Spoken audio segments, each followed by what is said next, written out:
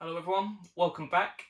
Hope you're all doing well. This is the results for the Isolation Tournaments week 3. So this week's game was Donkey Kong on the NES, which was picked by me. I kind of regretted doing that within a couple of minutes of playing the game because I realised it was nothing like the arcade version. There's obviously some basic similarities, but it loses a lot of the quirks and a lot of the variety that you get in the arcade version. So it was pretty tough to stick with. So I appreciate those of you who did. And made some really good efforts, and they must have stuck with it for quite a while because some of the scores that we got in were pretty good and take quite a while to clock up. So thank you for everyone who entered. Then once again, the winner this week was Ashley Barton, who also won our Streets of Rage tournament last week. So well done to Ashley.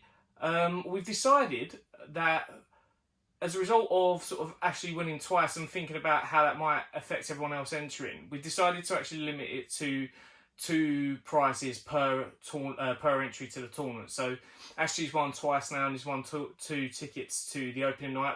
If Ashley wins again, the tickets for the next week will go down to the next person on the list. And we just don't want everyone to get too disheartened if 1, 2 or 3 people just absolutely take over for the next 12 weeks and they get all the tickets. We want everyone to have a go. So going forward, if you win a tournament, it will be limited to just 2 tickets over the course of the tournament per person. So, but well done to Ashley. Ashley's score was incredible, but he actually submitted a much better score, but we only take the first score that's submitted as part of the competition.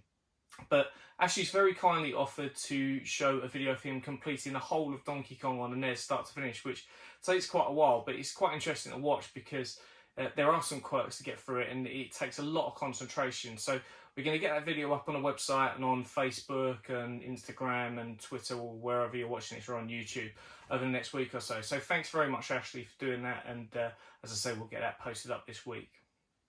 So for this week's game, we want to do something quite quick because we're obviously a few days into the week already, so you haven't got as much time as you might usually have to do this. So this week's game is Sonic on the Sega Mega Drive, and the competition is the quickest completion of level 1.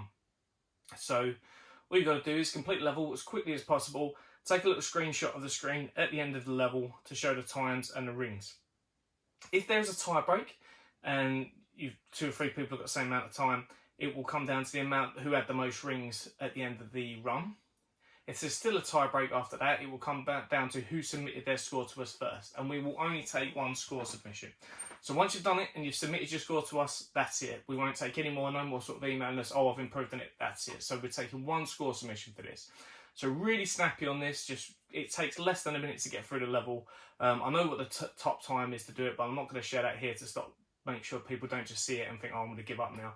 Keep going, keep giving it a go, but I do know what the top score is on this. I've never got it myself, but I'm sure one of you guys will be able to do it out there. So give that a go this week. The final submissions will once again go back to being 5 o'clock on Saturday. I'm sorry there was a little bit of a gap and no notification of when it was going to finish this week. Got a bit caught up with things going over the bank holiday, so I apologise for that. But again, we'll be going back to final submission time of 5 o'clock this Saturday coming.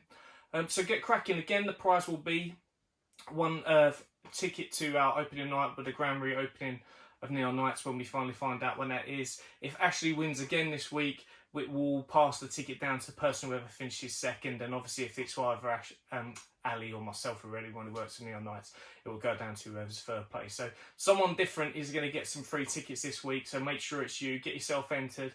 And that's it really. I hope you're all doing okay. I hope your family are all well and you're looking after yourself and staying at home. Enjoy this week's game. It's a really fun one. Once you get into the groove of it and finding the different routes, you just keep ploughing and ploughing away at it. It does get quite fun. And also remember, try and pick up as many rings as possible, because if there is a tie break, that is what's going to decide it. Also remember that if you've missed some of the previous weeks, all the scores are still being put on the website, and all the rules are on the website on the Isolation Tournaments page. So if you want to try and submit a score for one of the old games we've done, so it's now been Donkey Kong, Streets of Rage and Super Ghouls and Ghosts. If you want to put in a score for those, I'm still taking submissions. Obviously you can't win the tournament anymore, but we can still put them up on a higher scoreboard and see how you're getting on. So feel free to keep cracking on with them. Enjoy this week. I hope you're all looking after yourselves, and I'll speak to you again soon.